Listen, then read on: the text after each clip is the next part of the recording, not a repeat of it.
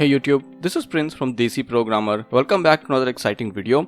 And this video is not going to be a normal tutorial video just as the other ones. Rather, in this video, I'm going to talk about a productivity topic that's something we need to address about.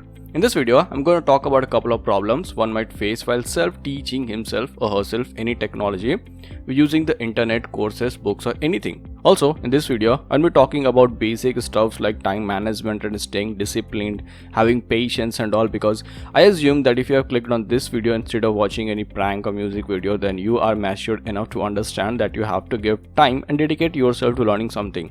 I'll talk about some other problems which are not being addressed and should be addressed, because that's the reason why many self-taught programmers are failing at certain places. Well, since I have self-taught myself everything that I know as of now, so I know all the problems that I have faced and I just want to share it with you right here.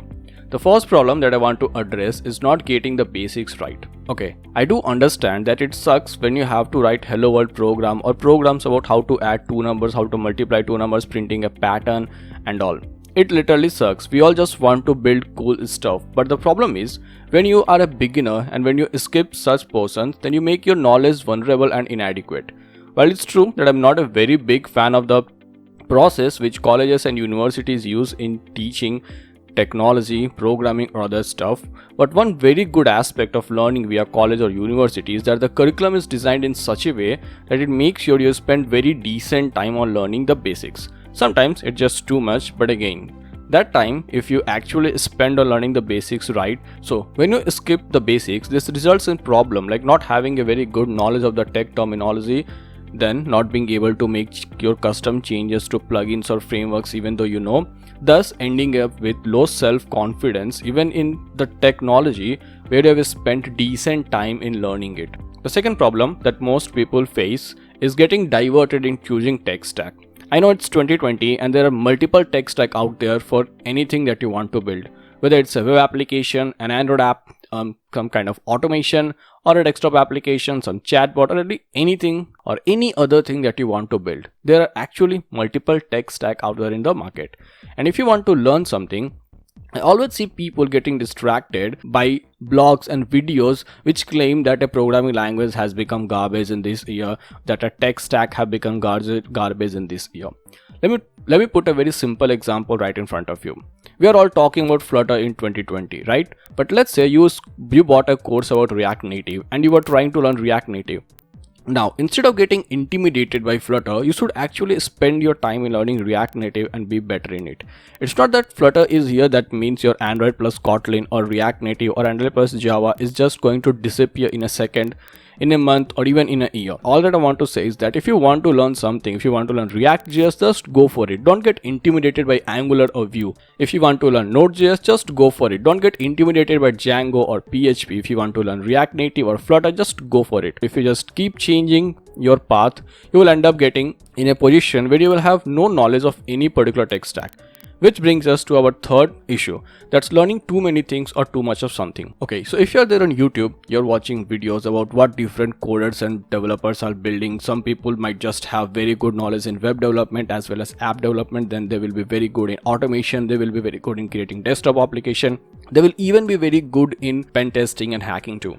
So the problem that happens is that most of the time you get intimidated by so many technologies that you start learning many of them. You just want to become an app developer, a web developer, a desktop application developer, a chatbot developer, and a lot more in a particular time, in a very small amount of time. But the problem that occurs is that you might end up learning basics of too many things, but you won't be better at something.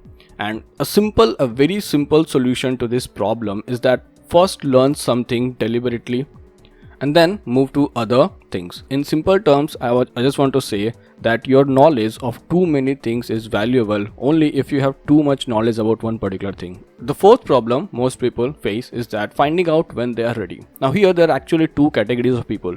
The first category of people are those who just watch a tutorial, take a course, and then they believe that they are ready to just do any project in the tech stack. I'm not saying that this is a bad thing, but you should actually spend more time and you should actually choose a project that you want to do, spend time on it, make it better, and then say that you are ready. And then there is second category of people who just spend too much time in learning tutorials, taking courses, and they never get this confidence of saying that they're actually ready to do projects in that field. Now, a very simple solution to this problem that I will suggest is that when you take a course, choose a project of your own. And that project shouldn't be something like creating a chat application in Node.js, which you just go search on YouTube and then you just code it. This should be a project that's kind of different, something that's either not available, and if it is available, just don't go there at once. Then spend your time in learning the technology and also spend much time in building that project, the UI, the backend and everything. And once you are done with that, which obviously will take decent amount of time, but only once you are done with that, then both categories of people can actually feel confident and will actually be ready in that particular tech stack. The last but not the least problem is not finding the right question. Honestly, when somebody asks me the problem of self-learning, that how will you find the right answers, actually that's not the thing. Right answers are all over the internet. Most of them are free, and couple of them which cost are even less than $10 or so. Like in $10 to $15 you can buy any amazing course, any amazing book or tutorial. The good quality of an instructor is that he doesn't always give you answer about your questions. He also helps you in raising the questions that you can't raise yourself. At least this is something that I want to have in myself. If I'm not helping you in raising the right questions, then obviously I'm not actually teaching you something.